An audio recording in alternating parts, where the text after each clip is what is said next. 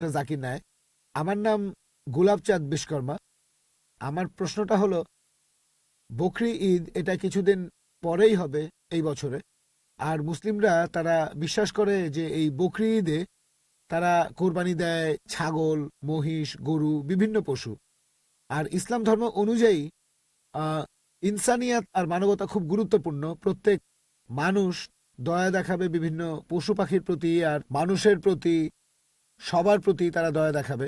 মুসলিমরা যদি এটা বিশ্বাস করে তাহলে কেন তারা কোরবানি দেয় এই ছাগল, গরু বা মহিষ? বকরি ঈদে কেন এগুলো জবাই করে?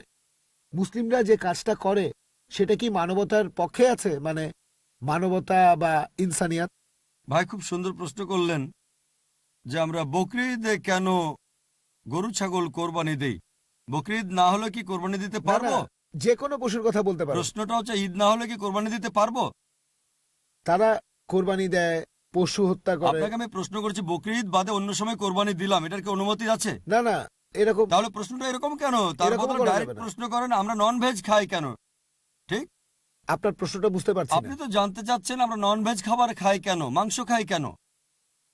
আমার প্রশ্নটা হলো বকরি ঈদের সময় নিয়ে আর অন্যান্য সময়গুলো। আচ্ছা ঠিক আছে, দুটোরই উত্তর দিচ্ছি। বকরি ঈদে যেটা হয় আল্লাহ পবিত্র করে বলছেন সূরা হজ অধ্যায় নম্বর 22, আল্লাহ সুবহানাহু ওয়া তাআলার কাছে মাংস বা রক্ত পৌঁছায় না, আল্লাহর কাছে পৌঁছায় তোমাদের তাকওয়া। অন্য ধর্মে এরকম না।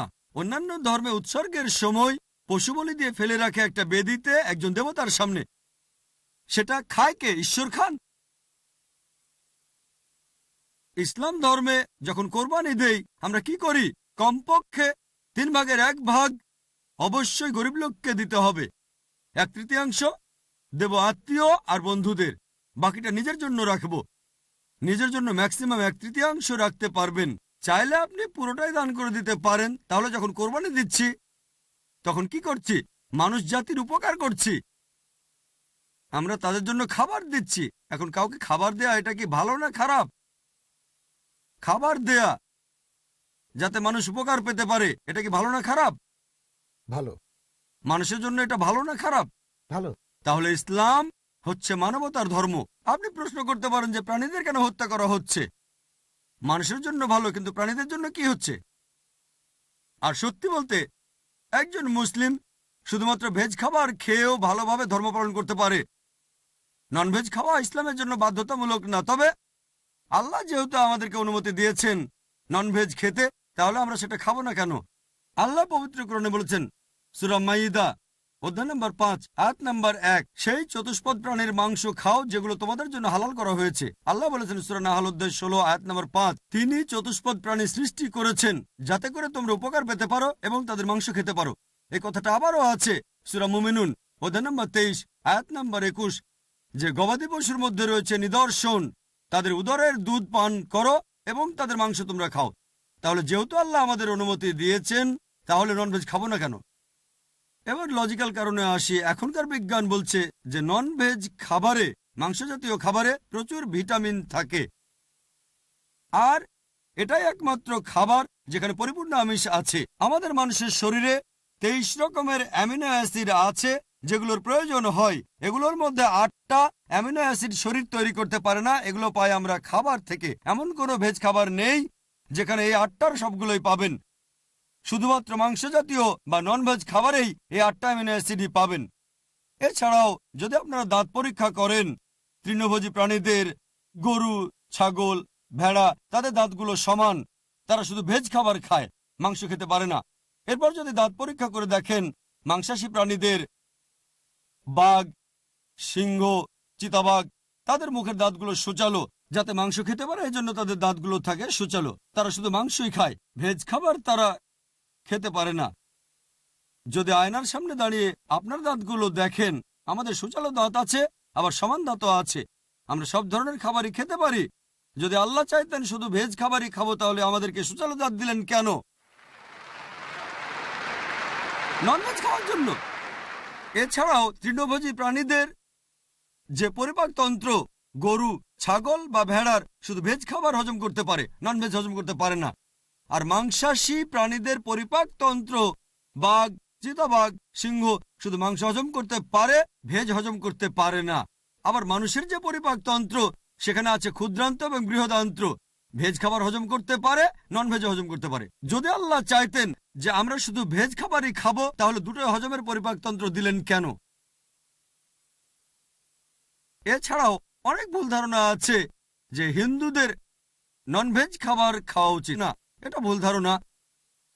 যদি হিন্দু ধর্মগ্রন্থ পড়েন, এটা আছে মনুস্মৃতিতে অধ্যায় নম্বর 5 অনুচ্ছেদ 30। ঈশ্বর প্রাণী বানিয়েছেন, তাদেরকে কেউ খাবে আর কাউকে খাবে অন্যরা। যদি তুমি খাওয়ার জন্য সৃষ্টি করা প্রাণী খাও তাহলে কোনো পাপ হবে না। মনুস্মৃতিতে আছে অধ্যায় 5 অনুচ্ছেদ 31 যে ঈশ্বর কিছু প্রাণীকে সৃষ্টি করেছেন উৎসর্গের জন্য। সেই ধরনের প্রাণীকে হত্যা করো, কোনো পাপ হবে না।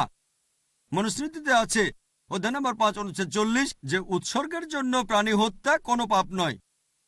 হিন্দু ধর্মগ্রন্থে এরকম আরো অনুচ্ছেদ আছে, বেদেও আছে যে মুনি আর ঋষিগণ ননভেজ খাবার খেত, তারা গরুর মাংস খেত। মহাভারত পড়লে দেখবেন অনুশাসন পর্ব অধ্যায় নম্বর 88। পাণ্ডবদের গল্পটা তো জানেন। পঞ্চপাণ্ডব 5 ভাই, সবচেয়ে বড় ভাই যুধিষ্ঠির, তিনি ভীষ্মকে জিজ্ঞেস করলেন যজ্ঞের সময় কি উৎসর্গ করব, পূজার সময়, যাতে আমাদের পূর্বপুরুষেরা সন্তুষ্ট হবেন। ভীষ্ম উত্তরে বললেন, যদি তুমি লতাপাতা আর শাকসবজি উৎসর্গ করো তাহলে আমাদের পূর্বপুরুষেরা সন্তুষ্ট থাকবেন 1 মাস। মাছ উৎসর্গ করলে 2 মাস। যদি তুমি মাংস দাও তাহলে 3 মাস। যদি খরগোশ উৎসর্গ করো তাহলে 4 মাস। যদি ছাগল দাও তাহলে 5 মাস। শূকরের মাংস দিলে তখন 6 মাস। যদি পাখির মাংস দাও তাহলে 7 মাস। হরিণের মাংস দিলে 8 মাস। এভাবে তিনি বলে গেলেন। মহিষের মাংস দিলে 11 মাস। যদি গরুর মাংস দাও তাহলে পূর্বপুরুষেরা সন্তুষ্ট থাকবেন পুরো 1 বছর। আর যদি চাও যে পূর্বপুরুষেরা সন্তুষ্ট থাকবেন একেবারে সারা জীবন, তাহলে ছাগলের লালচে মাংস দাও বা গন্ডারের মাংস দাও। এ কথা কে বলেছেন? ভীষ্ম যুধিষ্ঠিরকে। পুরো তালিকা দেওয়া আছে, শাকসবজি, মাছ, খরগোশ, ছাগল, সবকিছু আছে, মহিষ, গরু। তাহলে হিন্দু ধর্মগ্রন্থ বলছে ননভেজ খাওয়ার অনুমতি আছে। হিন্দুরা এখন এগুলো মানে কারণ তাদেরকে প্রভাবিত করছে অন্যান্য ফিলোসফি, যেমন অহিংসা। এখন হিন্দুরাও এটা পালন করে। আর যারা এই অহিংসা নীতি মেনে চলে যে নন ভায়োলেন্স, জীবিত প্রাণীকে হত্যা করা যাবে না, যদি একজন মানুষ কোন রকম প্রাণী হত্যা না করে টিকে থাকতে পারে, আমি সেটার পক্ষে আছি। এখন তারা বলে প্রাণী হত্যা করা এটা খুব বড় পাপ, কারণ এটা হচ্ছে জীবন, জীব হত্যা করা নিষিদ্ধ। এখন বিজ্ঞান উন্নত হয়েছে আর আমরা জানতে পেরেছি যে গাছপালারও জীবন আছে। তাহলে ভেজ খাবার খেলেও তো জীব হত্যা করছেন। তখন যুক্তি বদলায়, ঠিক আছে আমরা মানছি যে গাছপালারও জীবন আছে, তবে ব্যথা অনুভব করতে পারে না।